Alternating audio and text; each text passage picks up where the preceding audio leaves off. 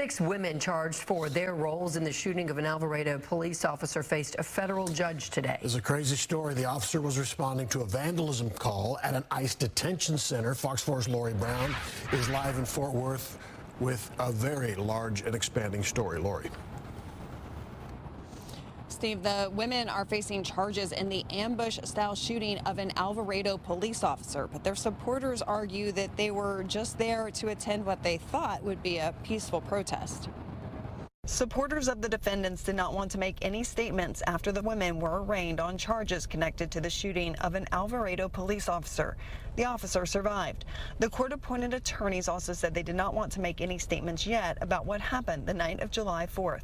The defendant's supporters said it was a protest outside an ICE detention center, but federal prosecutors describe it as a planned ambush on federal and local law enforcement officers.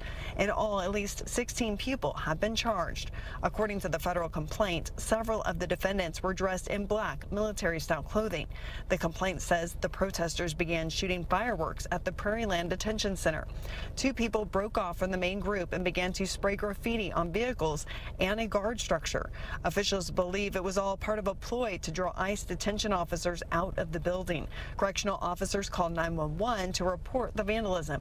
When the Alvarado police officer arrived, a defendant positioned in the woods shot the officer in the neck. Another assailant across the street fired 20 to 30 rounds at unarmed correctional officers. Investigators found AR-style rifles at the scene, 2-way radios, and a total of 12 sets of body armor after searching the scene and defendants' cars.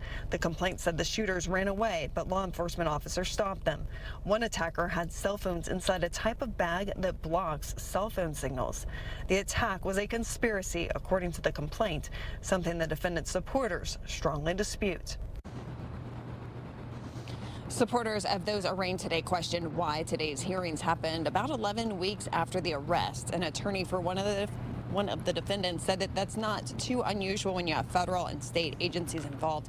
8 additional defendants are going to be arraigned tomorrow. Steve.